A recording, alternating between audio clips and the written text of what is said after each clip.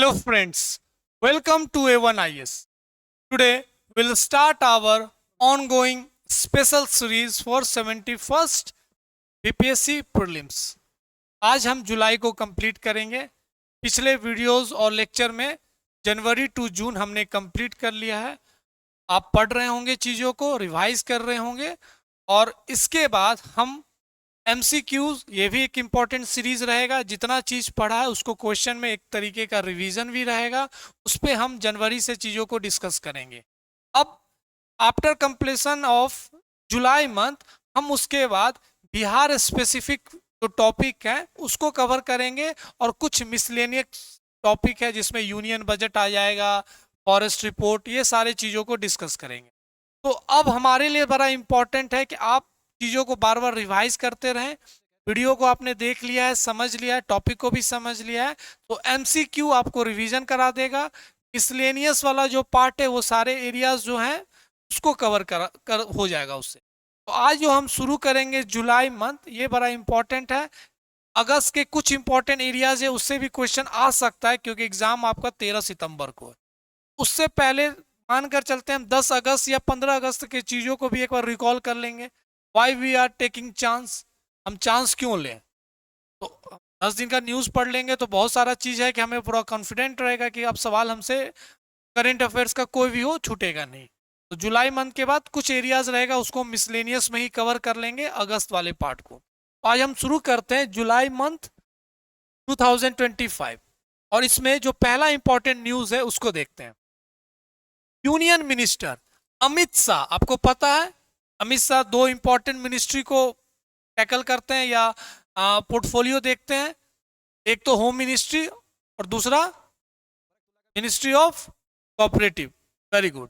तो Amit Shah inaugurates national turmeric board headquarters in Nizamabad Telangana. हमने national turmeric board पढ़ा था शुरुआती क्लास में करेंट अफेयर्स में. इसके हेडक्वार्टर को लेकर, इसके एस्टेब्लिशमेंट को लेकर, रबर बोर्ड, टर्मरिक बोर्ड, तो इसका हेडक्वार्टर कहाँ स्टेब्लिश किया गया है? तेलंगाना. तेलंगाना में कहाँ? निजामाबाद. और इसको इनॉग्रेट करने वाले कौन है? तो भारत के गृह मंत्री Amit Shah. Union minister Amit Shah, ministry of home affairs and ministry of cooperation inaugurated the headquarter of national turmeric board. याद रखिएगा, very important, national turmeric board headquarters in Nizamabad, Telangana.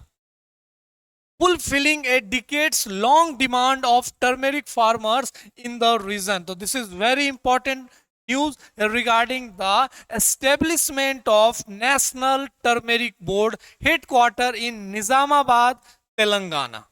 और इसको इनॉग्रेट करने वाले भारत के गृह मंत्री और साथ साथ में मिनिस्ट्री ऑफ कोऑपरेशन, सहकारिता मंत्री भी बोलते हैं.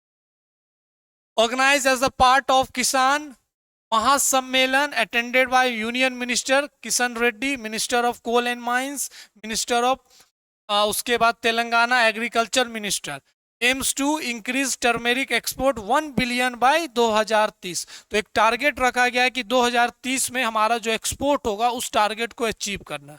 और कितना है वो? 1 billion by 2030.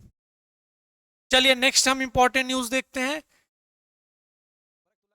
IEP, Indian institute, या आप बोल सकते हैं institute for economics and peace, releases global peace index.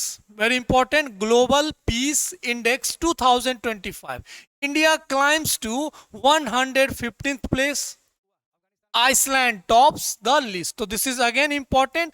IEP, institute of economic peace, उसने एक इंपॉर्टेंट इंडेक्स जारी किया जिसका नाम है ग्लोबल पीस इंडेक्स 2025. इसमें भारत का रैंक कितना है? 115. और टॉप कौन किया है? तो Iceland. Don't be confuse, this is the important global peace index. Bharat का रैंक 115th एंड टॉप कौन किया है? Iceland. Sydney, Australia-based Institute for Economics and Peace, a global think tank, released the 19th Global Peace Index 2025. India ranked 115th with score of 2 point, कभी कभी score पे भी सवाल पूछ देता, 2.229, 2.229 इन 2025 इंडेक्स। अगर हम पहला बात करें 2024 में क्या रैंक था, तो 2024 में 116वां था। तो एक तरीके से एक पोजीशन सुधरा है भारत का। Iceland remains in the most peaceful country with GPI score of 1.095, 17th time in a row, while Russia 163 rank, याद रखिएगा, as the least peaceful country in 2025 with a score of 3.44 for the first time। 163 countries का। तो ये index के द्वारा सबसे last rank किसका आया है, तो रसिया का है। 163 कंट्रीज का ये इंडेक्स जारी किया गया, ये रैंकिंग जारी किया गया, और 163 पोजीशन किसका है, तो रसिया का है। वेरी इंपॉर्टेंट, और याद रखिएगा this is not the UNO based agency, ये सिडनी या ऑस्ट्रेलिया बेस्ड एक इंस्टीट्यूट ऑफ इकोनॉमिक पीस है, और लेकिन ये ग्लोबल थिंक टैंक है, तो बड़ा इंस्टीट्यूट है, तो इसके रिपोर्ट को भी एक तरीके से उतना महत्व दिया जाता है। तो भारत का रैंक कितना, 115 आईईपी के द्वारा global peace index. Top Iceland and last कौन किया है, Russia. Now moving to the next, India's percentage of zero dose children to the total population declined from 0.1% to 0.06% in 2024, UN report। So again this is very important news। India's percentage of zero dose children to the total population declined हुआ है, और ये important है। United Nations Interagency Group for Children Mortality Estimation जो dose दिया जाता 2024 में, reveal that zero dose children in India those who have not received as even a single. तो एक तरीके से वैक्सीनेशन होता है, हर वैक्सीनेशन हम हर चाइल्ड को एक तरीके से टारगेट करते हैं। तो अगर इसका मतलब ये हो गया कि आने वाले समय में हम सब बच्चे जो भी जन्म लेते हैं उनको हम इन्फेंट को हम ये डोज दे रहे हैं। इसमें भारत का पोजीशन बहुत सुधरा हुआ, और ये एक ग्लोबल डेटा है जो जारी किया गया है द्वारा United nation. The progress is mainly attributed by the continued and sustain efforts and intensified implementation of vaccination drives campaign across the country. तो 0.1% था कब, 2023 में, और इसको घट के कहा गया 0.06%, और इसको ले जाना एकदम 0% पे। It means that all children are vaccinated, और ये इंपॉर्टेंट है भारत के आने वाले विकसित भारत 2047 के टारगेट को ध्यान रखते हैं।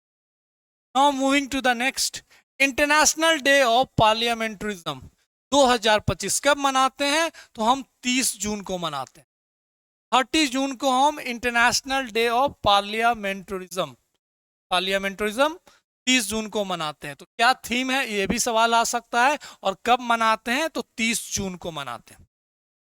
United Nations International Day of Parliamentarism, also known as World Parliament Day, कब मनाते हैं, 30 जून, is annually observed across the globe in the 30 June to raise awareness vital role of parliament upholding democracy accountability।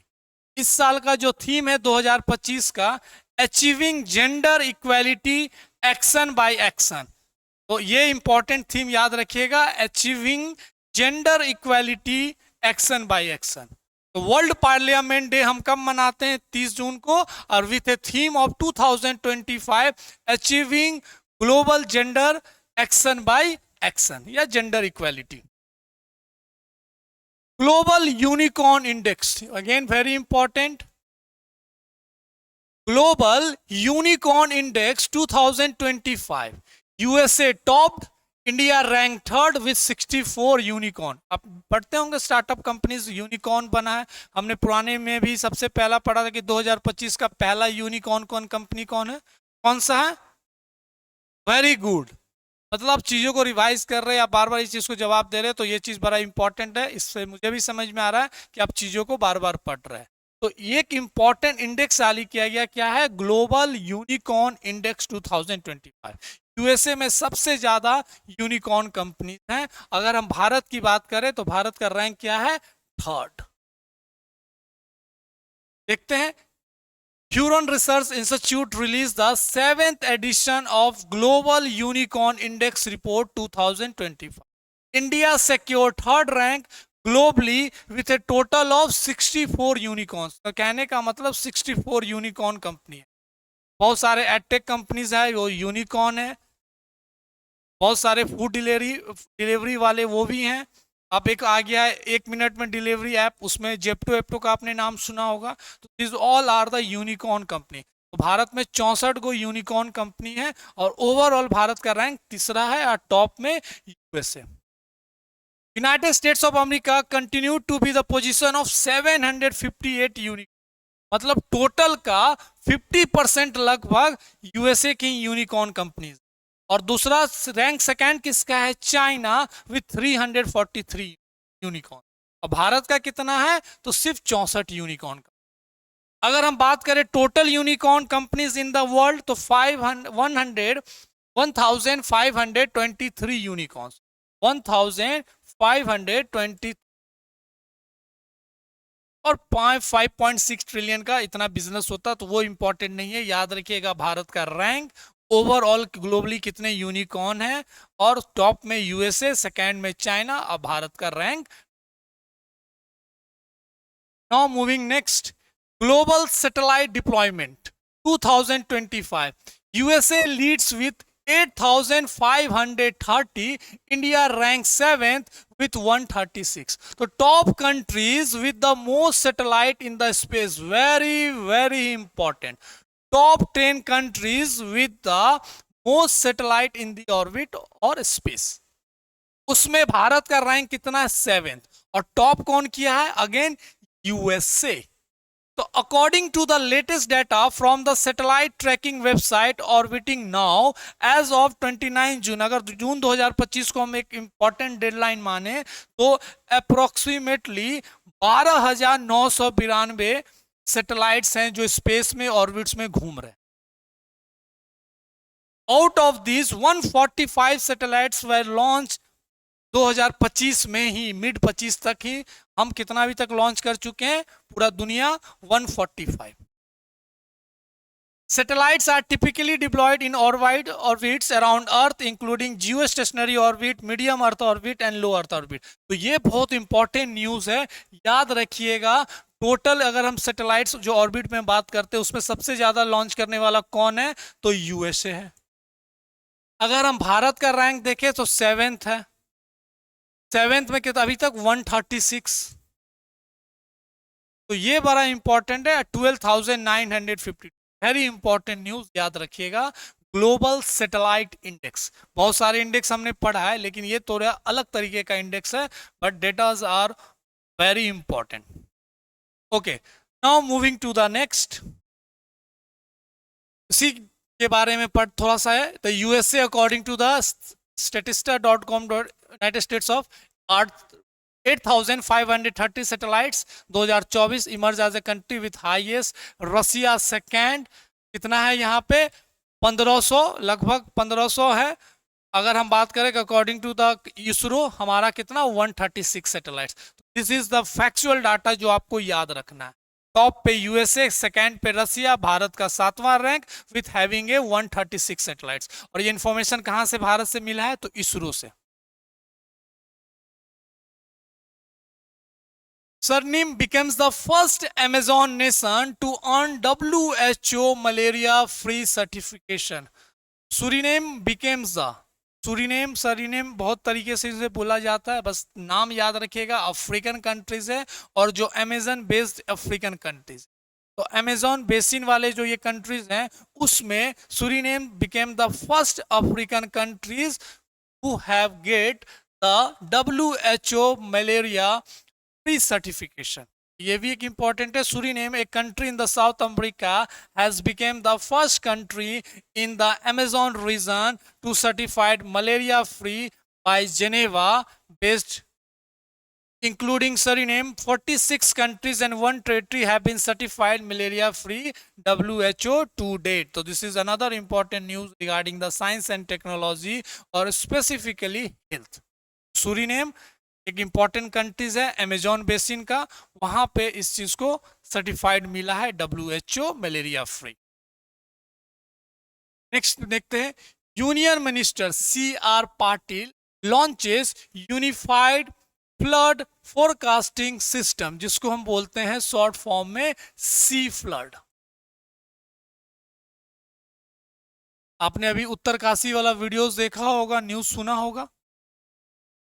बाकी UP में भी flood आ चुका है, बिहार में तो हमारे जीवन का एक इम्पॉर्टेंट पार्ट बन चुका है। फ्लड तो आएगा ही, पूरा नॉर्थ बिहार एक तरीके से अभी फ्लड से डूब चुका है। बिल्कुल, पटना का भी हाल आपने देखा ही है। तो बिहार के लिए कुछ नया नहीं है। यूपी में आपने देखा होगा प्रयागराज, वाराणसी, ये सब जगह पे फ्लड आया हुआ है। और उत्तरकाशी में जो घटना हुआ है, कैसे क्लाउड बस्ट हुआ और कैसे पानी जो रफ्तार पकड़ा और पानी का जो रफ्तार था कैसे गांव को बहाते हुए निकला, ये बड़ा इंपॉर्टेंट घटना होते जा रहा है। हर साल होता है, आपको पता है कि हर साल ये घटना होगा, ऐसा कुछ ना कुछ ट्रेजेडी होने वाला है, लेकिन हम इंतजार करते हैं कि कहाँ होगा, कब होगा, कैसे होगा। उसके बाद रिलीफ कैंप लगते हैं, रिलीफ कार्य किए जाते हैं।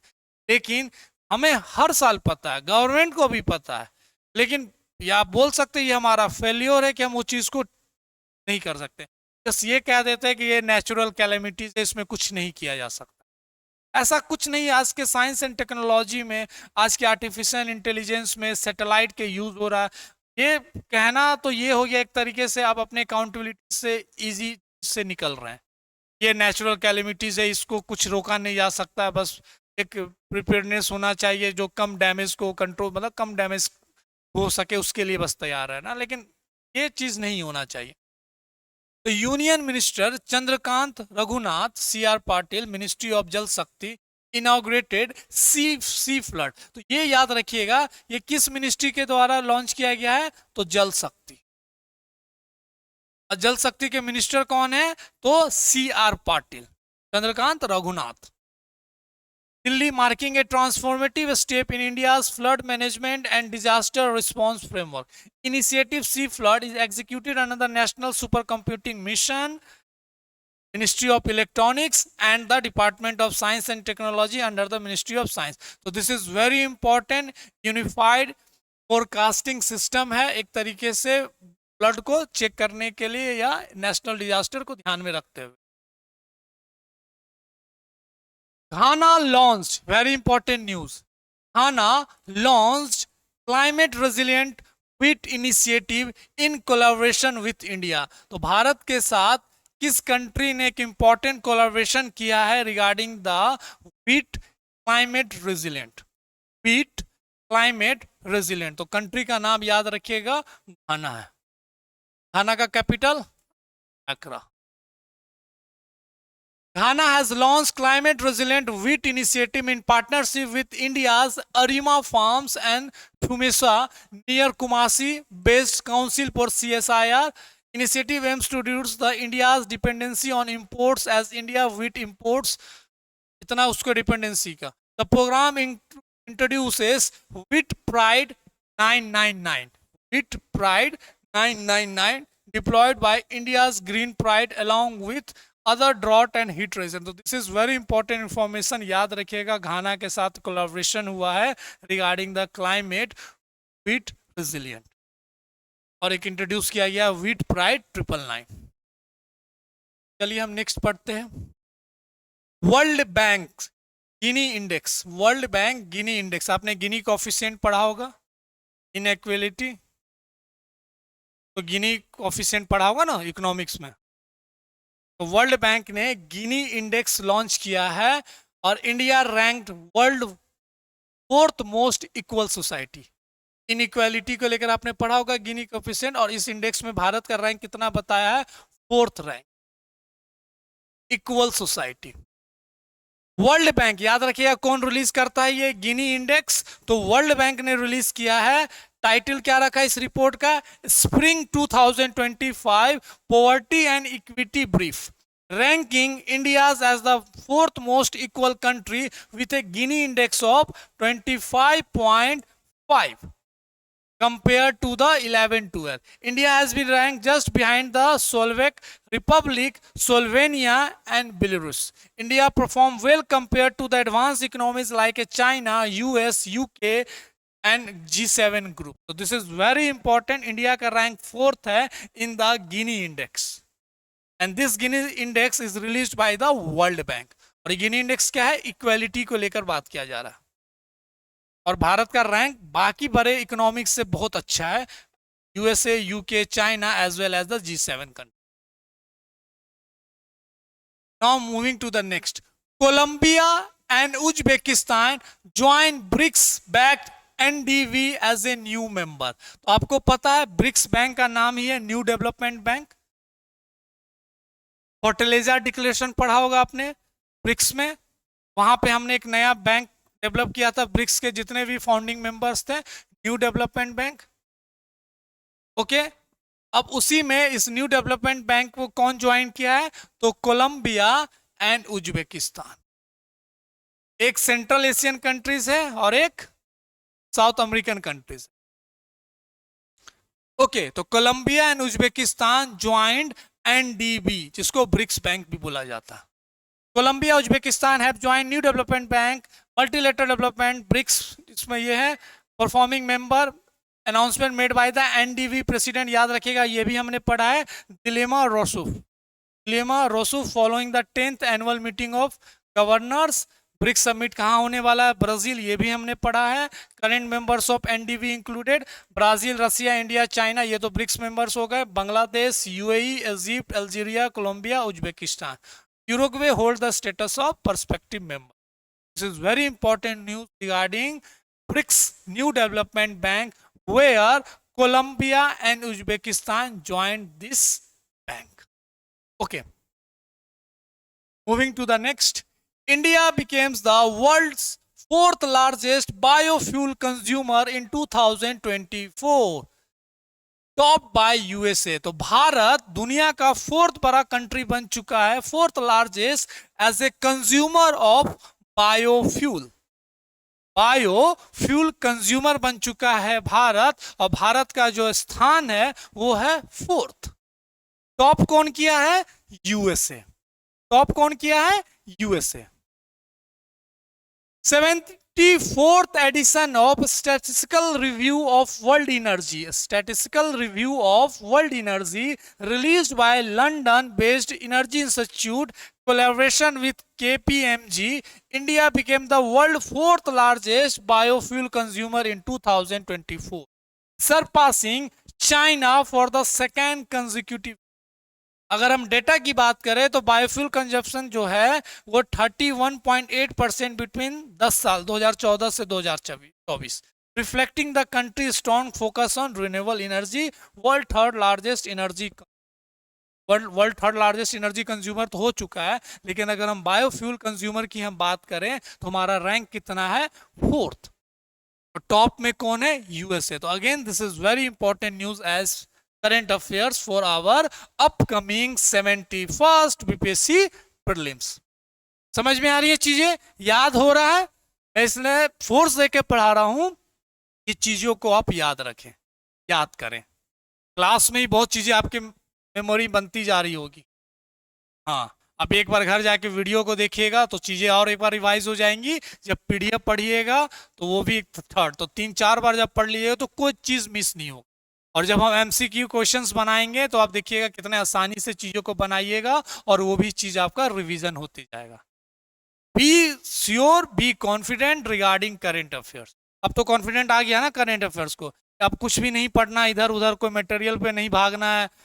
कब पीडीएफ आएगा, कब ये आएगा, कब छप के आ रहा है कोई कोर्स, ये जो रिसोर्सेस है A1 IAS के द्वारा हमारे स्टूडेंट ऑनलाइन ऑफलाइन दोनों को ये प्रोवाइड किया जा रहा है. ठीक, तो कॉन्फिडेंट रहिए, क्योंकि हम जो चीज पढ़ रहे हैं बहुत अच्छे से पढ़ रहे हैं, बहुत होलिस्टिक वे में पढ़ रहे हैं, एंड 360 डिग्री अप्रोच में पढ़ रहे हैं. ओके, ठीक है. आगे हम देखते हैं न्यूज. नीति आयोग रिलीज. नीति आयोग का CEO, very good. NITI Aayog release 2nd edition of NER district SDG index. NER मतलब north east region district sustainable development index 2023-24, Mizoram Hnahthial district topped, Mizoram का हानाथियाल डिस्ट्रिक्ट टॉप। एक सवाल, कल हमने पिछले वीडियो में हमने सस्टेनेबल डेवलपमेंट इंडेक्स रैंक पढ़ा था, उसमें हमने क्या पढ़ा था, first time India under the top 100, याद आ रहा है? Very good. तो अब हम नॉर्थ ईस्ट रीजन को लेकर सस्टेनेबल इंडेक्स जारी किया गया है, किसके द्वारा? तो नीति आयोग के द्वारा। और किस डिस्ट्रिक्ट ने टॉप किया है? तो मिजोरम का हानाथियल, हानाथियल ही पढ़ेंगे, हानाथियल, हानाथियल डिस्ट्रिक्ट ऑफ मिजोरम। और उल्लास स्कीम पढ़ा था, वेरी गुड। चलिए, चीजें को आपने याद रखा है। तो national institution for transforming India Aayog, NITI Aayog, north east region district sustainable development index है। Hnahthial district Mizoram emerge the top performing score of 81.43। तो नॉर्थ ईस्ट रीजन का ये डिस्ट्रिक्ट का एक इंपॉर्टेंट डाटा रिलीज किया गया और उसमें मिजोरम का एक डिस्ट्रिक्ट सबसे टॉप किया। The report was launched by Suman Berry, Vice Chairman of Niti Aayog, BVR Subramaniam, CEO Chanchal Kumar. Index developed by Niti Aayog, collaboration with the Ministry of Department of Northeast Region with technical support of United Nations Development Program. तो अगेन याद रखिएगा, north east region का district sustainable development index was released by NITI Aayog, where Mizoram Hnahthial district became topper, क्या top किया है। चलिए, अब हम नेक्स्ट पढ़ते हैं, Asian para archery championship 2025, China tops medal tally, India finishes second.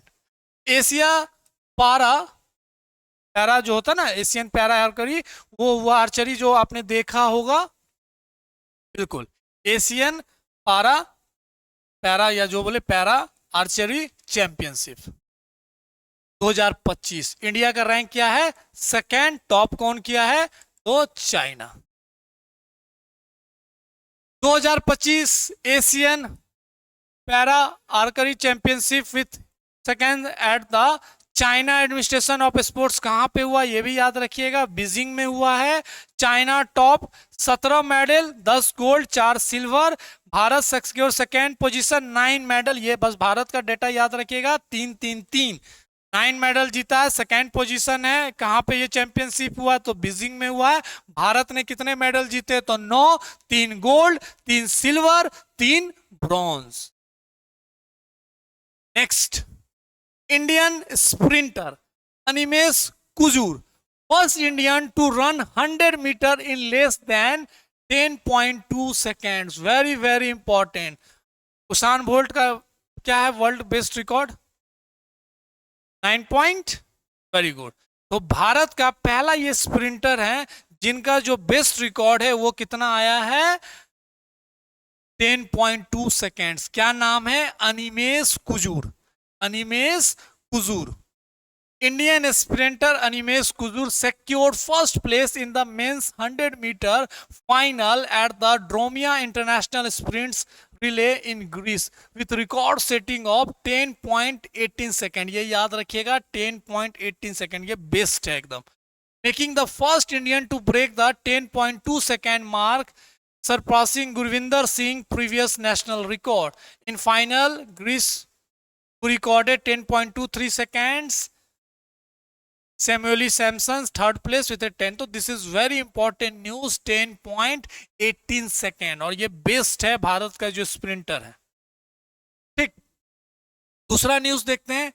Himachal Pradesh became the first state in India to launch Aadhaar based face authentication for ration या ration distribution. और द राशन डिस्ट्रीब्यूशन के लिए हिमाचल प्रदेश आप Aadhaar based face recognition use करेगी, और ये करने वाली हिमाचल प्रदेश भारत की पहली राज्य बन चुकी है जहां पे आधार इनेबल्ड फेस ऑथेंटिकेशन ये किया जाएगा। क्या बांटने के लिए? राशन बांटने के लिए। नेक्स्ट देखते हैं 17th ब्रिक्स समिट कहां पे हो रहा है, ये भी हमने पढ़ा। ब्राजील, आपके भारत के प्रधानमंत्री जो 5 देशों के दौरा पे गए थे उसी में ब्रिक्स समिट भी अटेंड करना था। तो 17th BRICS summit held from 6 July से 7 July 2027 in Rio de Janeiro Brazil. याद रखिएगा 17th ब्रिक्स समिट। 18th कहां होने वाला है, तो भारत में। 16th कहां हुआ था, तो रसिया में। थोड़ा सा यहाँ पे उल्टा हुआ था क्योंकि वहां पे G20 समिट था। तो 17th BRICS summit held Brazil में। Summit was Brazilian president Luis Inacio Lula Silva. Theme for the BRICS summit ये भी हमने पढ़ा, strengthening the global cooperation for more inclusive and sustainable governance. तो थीम याद रखिएगा 17वीं ब्रिक्स समिट जो ब्राजील में हो रहा है क्या है, strengthening global south cooperation for a more inclusive and sustainable development or governance. Now next, Indian Navy successfully test indigenous anti-submarine rocket जिसका नाम है इराजार। इरासार या इराजार जो भी पढ़िए, या इरेजर, इरेजर ही बोल सकते हैं। मेड इन इंडिया, तो इंडिजिनस है। Anti submarine rocket ERASR successfully tested to boost striking power of Indian navy. तो Indian navy conducted trial of, इसका फुल फॉर्म देखिएगा, extended range anti submarine rocket. Extended range anti submarine rocket ERASR indigenous है, made in India है। Anti submarine weapon system from Indian naval ship Kavaratti between the 2025। तो again this is very important, कुछ fact है ERASR के लिए। Fully indigenous rocket launcher and this is the develop electronic time fuse which enhances the performance during operation. याद रखिएगा ERASR indigenous है, anti submarine rocket. Now moving to the next, Gujarat became the first state in India to join Cruise Bharat mission to boost maritime tourism. So this is very important news regarding the specific state. तो गुजरात पहला state बना है जिसने cruise Bharat mission launch किया for the maritime tourism. तो Gujarat became the first state in India to formally align with the Cruise Bharat Mission, a flagship initiative of Ministry of Ports, Shipping and Waterways to promote tremendous potential of cruise tourism in the country. Objective was to leverage the state 2340 kilometer long coastline, navigable rivers Sabarmati and Narmada. तो याद रखिएगा cruise Bharat mission में गुजरात ने पहला state है इस mission को join किया।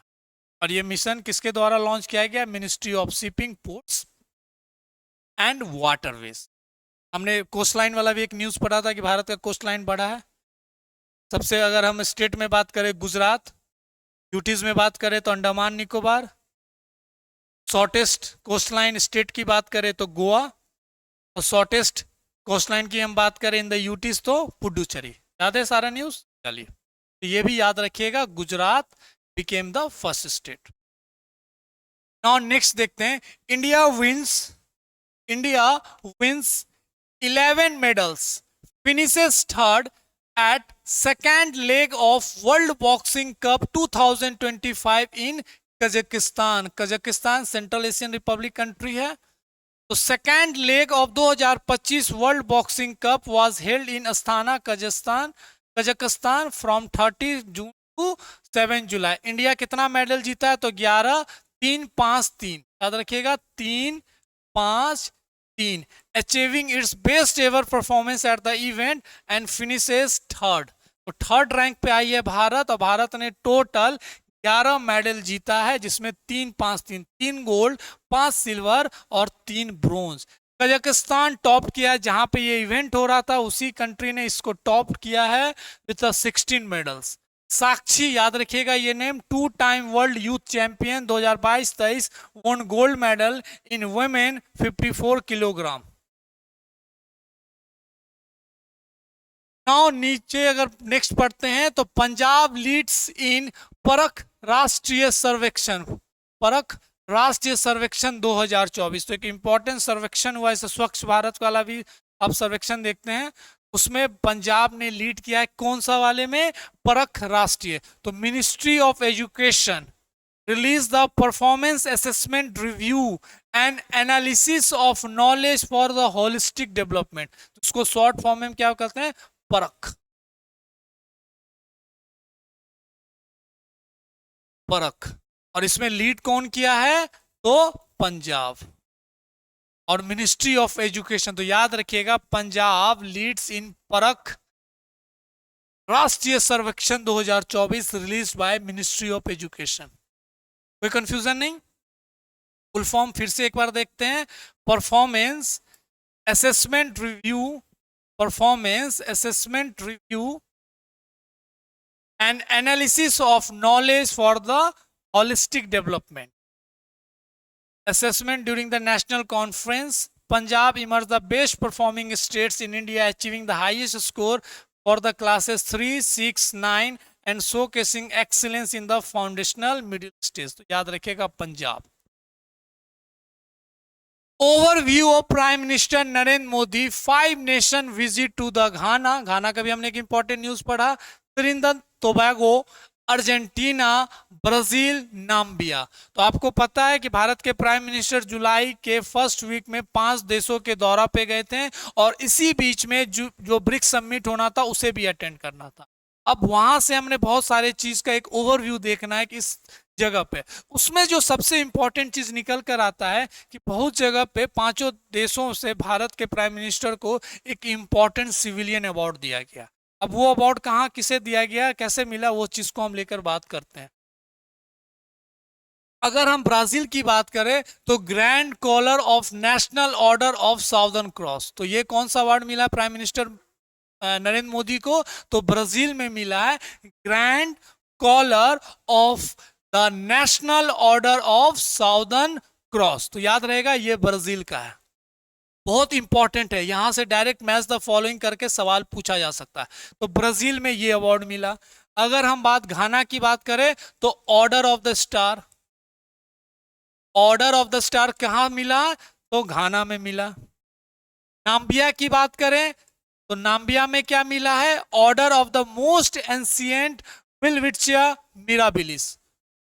नाम्बिया में क्या मिला है, order of the most ancient Welwitschia mirabilis. Argentina में order of the city of Buenos. बस याद रखिएगा मैच द फॉलोइंग में ये आ सकता है सवाल। अगर हम त्रिनिदाद टोबैगो की बात करें तो order of the Republic of Trinidad and Tobago. तो ये तो याद रहेगा, इस मैच द फॉलोइंग करके ही समझ में आ जाएगा। तो ये सारा चीज एक तरीके से भारत के प्राइम मिनिस्टर का एक इंपॉर्टेंट सारा रिस्पेक्ट अवार्ड दिया गया फ्रॉम द 5 नेशन। तो पहला हुआ ब्राजील, दूसरा Ghana, third Namibia, Argentina and Trinidad Tobago. याद रहेगा सारे ऑर्डर, एक बार इसको जरूर याद कीजिएगा, बहुत इंपॉर्टेंट न्यूज बनकर आता है for our exam. Okay, now moving to the next. UNESCO removes 3 African sites from world heritage in the danger list. तो हमें पता है world heritage list, UNESCO headquarter Paris, और उसी हेरिटेज में एक डेंजर लिस्ट भी होता है। उस डेंजर लिस्ट में अगर उस चीज को आपने रिकवर कर लिया तो उससे नाम निकल कर बाहर आ जाता है। तो अफ्रीका की 3 साइट्स है जिसको रिमूव कर दिया गया फ्रॉम द डेंजर लिस्ट। पहले किसी कारण, एग्रीकल्चर प्रैक्टिसेस के कारण या एक्सेसिव पॉपुलेशन, एफॉरेस्टेशन या डिफॉरेस्टेशन, ये सब बहुत सारे तरीके हो सकते हैं जो वो हेरिटेज डेंजर लिस्ट में आ जाता है। लेकिन उस पर अगर काम किया जाए सही तो वो चीज बाहर आ सकता है। तो रिमूव्स 3 अफ्रीकन साइट्स। तो कौन कौन 3 साइट्स है याद रखिएगा। World heritage committee remove 3 African located in Madagascar, Egypt and Libya from the world heritage in danger. तो वर्ल्ड जो हेरिटेज है वो डेंजर में है। तो कौन 3 देश थे, मडागास्कर, इजिप्ट एंड लीबिया। हम वो 3 साइट देखते हैं। Sites remove from the danger list, rain forest of एस्टियाना मेडागास्कर। तो यहाँ का रेन फॉरेस्ट उसको रिमूव किया गया। वर्ल्ड हेरिटेज लिस्ट में कब आया था, 2007 में, और 2010 में ही आ गया था डेंजर लिस्ट। तो वहां पे डिफॉरेस्टेशन सबसे ज्यादा हो रहा है एग्रीकल्चर प्रैक्टिसेस के कारण, ये डेंजर लिस्ट में आ गया। कौन, हेरिटेज लिस्ट। और कहां का, रेन फॉरेस्ट ऑफ मेडागास्कर। दूसरा पढ़ते हैं अबू मेना। अबूमेना जो वर्ल्ड हेरिटेज साइट कब बना था? 1979 में, और डेंजर लिस्ट 2001। इसको भी रिमूव कर दिया गया। और लीबिया का है ओल्ड टाउन ऑफ गेडामिस, 86 में वर्ल्ड हेरिटेज लिस्ट में आया था और 2016 में डेंजर लिस्ट से इसको आया, फिर इसको रिमूव कर दिया गया। 16 में आया और 25 में ये तीनों रिमूव कर हो गए। याद रहेगा, मेडागास्कर का रेन फॉरेस्ट, इजिप्ट का अबूमेना, और लीबिया का क्या है? Old town of Ghadames. ठीक, चलिए अब नेक्स्ट न्यूज देखते हैं। Alyssa Carson, youngest astronaut in training, aiming for NASA's first human mission to Mars। तो एक एलाइसा कर्सन है, 24 साल के हैं, उनको एक तरीके से तैयार किया जा रहा है और नासा का जो पहला प्रोजेक्ट है regarding the human in Mars, उसके लिए तैयार किया जा रहा है। तो 24-year-old astrobiologist from the Hammond, Louisiana, United States of America, recognized as one of the strongest aspirants for the NASA first human mission to Mars. She is popular, known by her NASA call sign NASA Blueberry.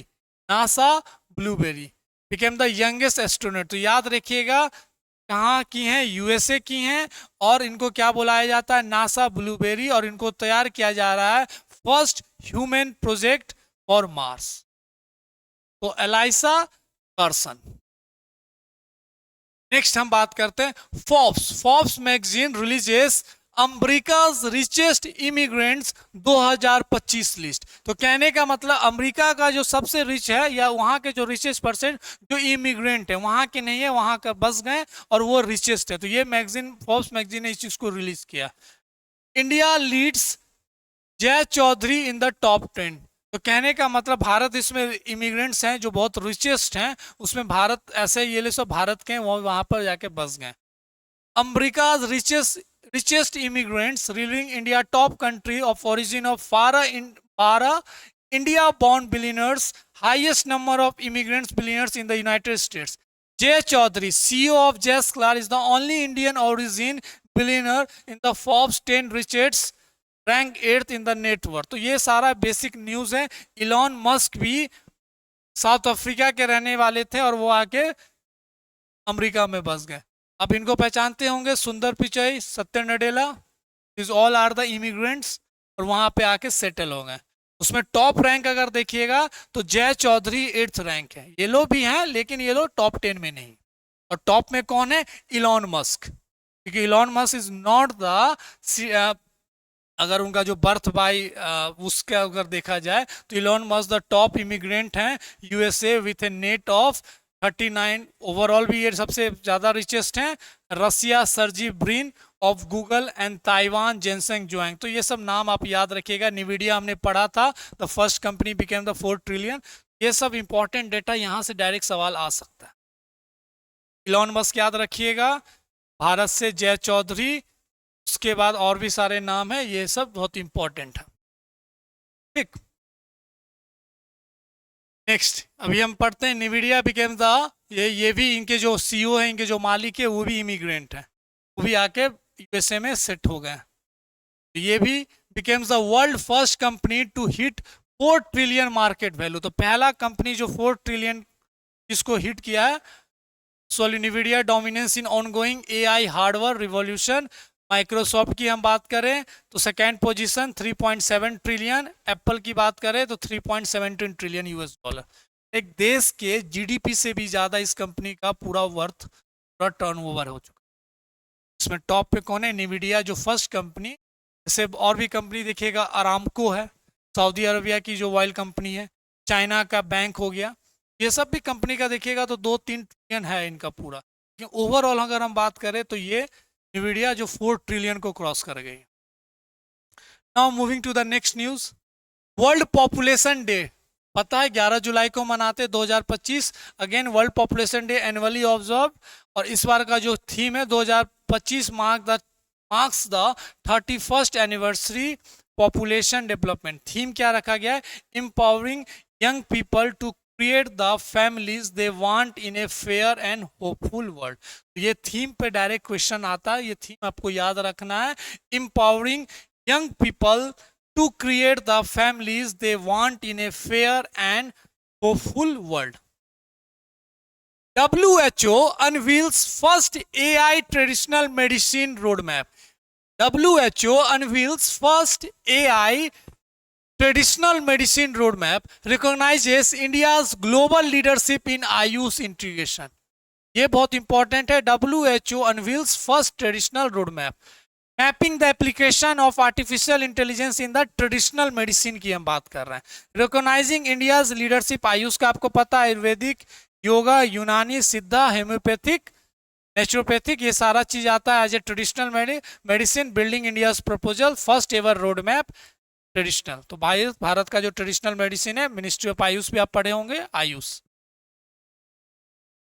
Next देखते हैं, India joins bilateral military exercises Talisman Sabre 2025 in Australia. तो 2025 में ये military exercise हो रहा है Australia में, उसको भारत ने भी ज्वाइन किया एज ए प्रैक्टिस के लिए. ये शुरू कब हुआ था? 2005 से as a biennial joint exercise between the USA and Australia. तो 2005 से ये शुरू हुआ था एक्सरसाइज यूएसए और ऑस्ट्रेलिया के बीच में, और अब ये मल्टीनेशनल एक्सरसाइज हो गया है. और 2025 में भारत ने भी इसे ज्वाइन किया, ये मिलिट्री एक्सरसाइज. क्या नाम है? तलिसिमन severe. तलिसिमन severe 2025.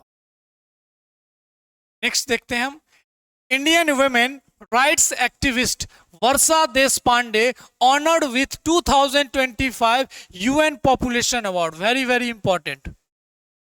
Varsha Deshpande honoured with 2025 UN population award for advancing gender equality. तो ये सब सवाल डायरेक्ट आते हैं कि ये अवार्ड किसको मिला. तो भारतीय महिला हैं वर्षा देशपांडे, उनको 2025 यूएन पॉपुलेशन अवार्ड मिला है.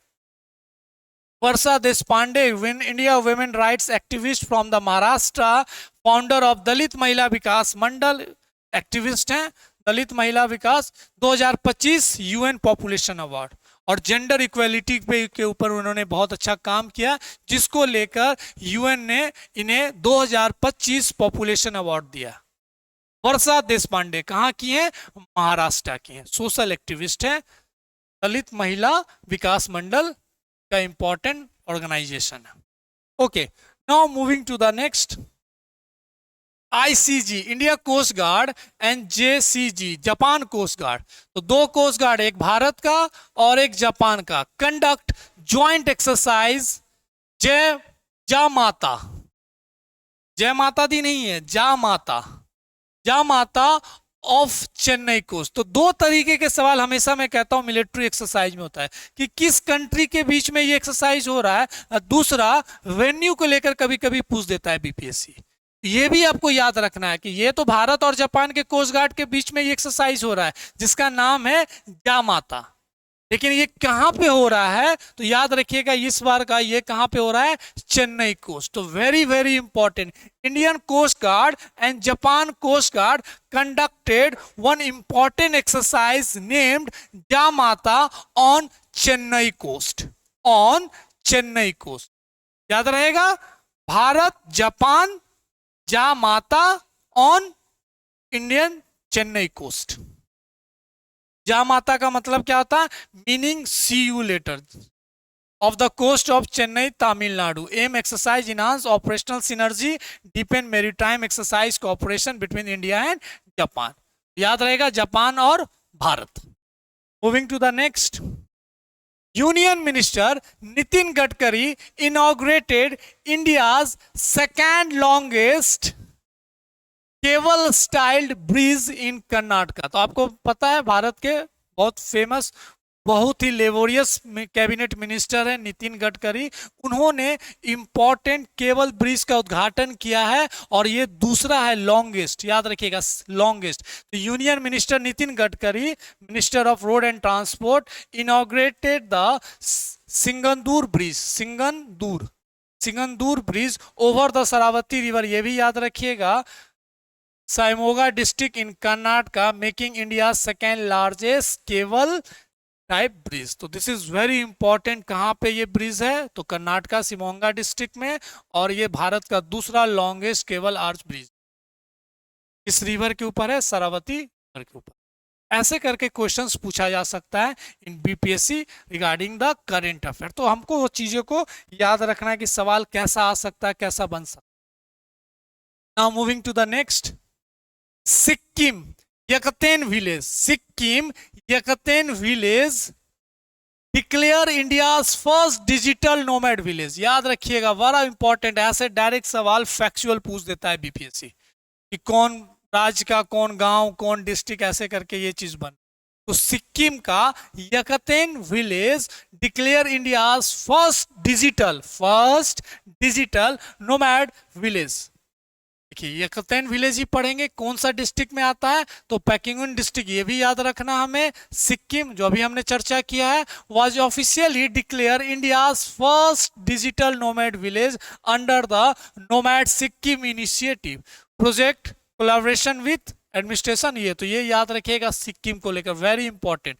नॉर्थ ईस्ट को लेकर कोई भी चीज इंफॉर्मेशन रहता है तो वहां पर प्रोबेबिलिटी है किसी भी सिविल सर्विसेज में, पीएससी को भी देखिएगा और स्टेट पीएससी में भी सवाल बनता है। तो सिक्किम का एक इंपॉर्टेंट गांव है यकतेन विलेज, भारत का फर्स्ट डिजिटल नोमैड विलेज बना।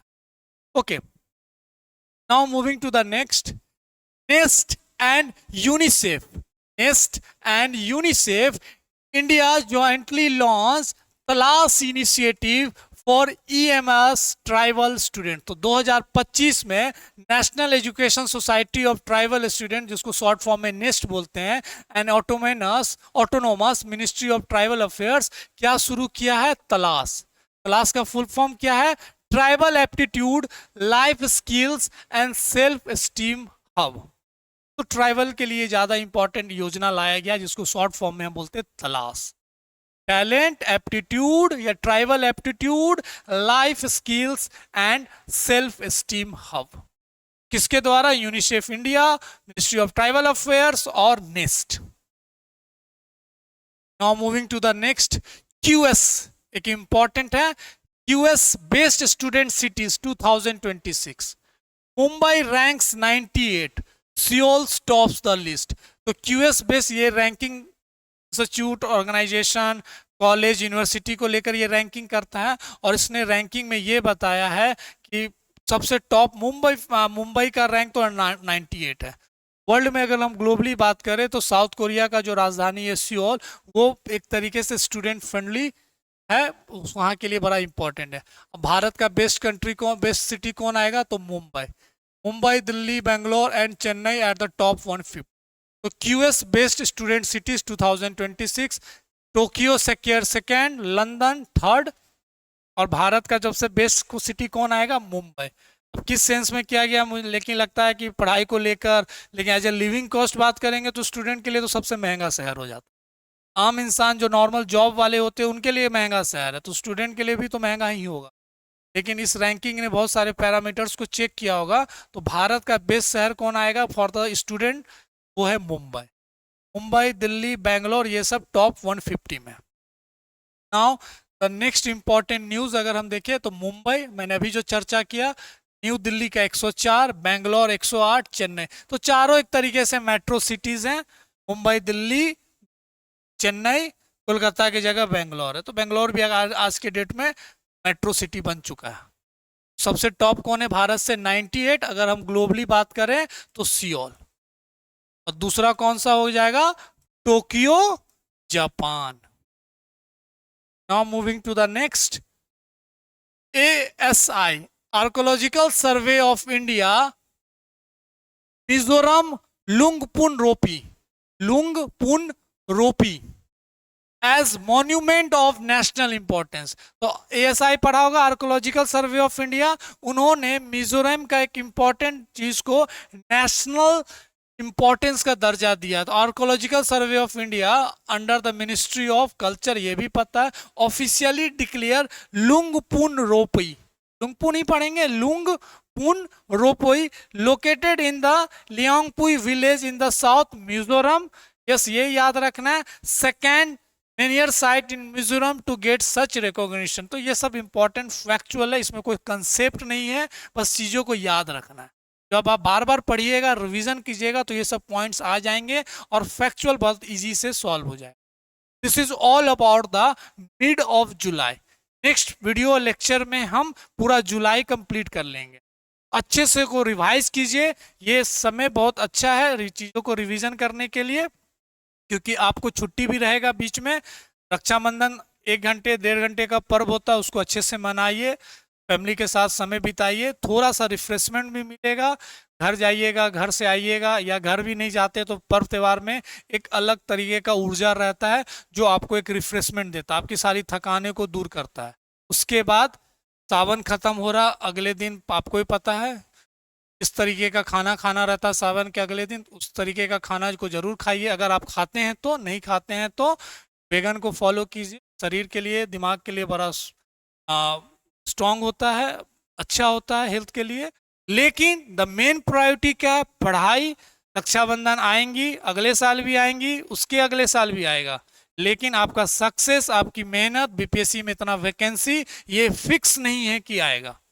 रक्षाबंधन हो, जन्माष्टमी हो, 15 अगस्त हो, सब कुछ आएगा, लेकिन इतना वैकेंसी बार बार बीपीएससी में 70वीं 71वीं में जैसे आ रहा है, ये फिक्स नहीं है कि आएगा।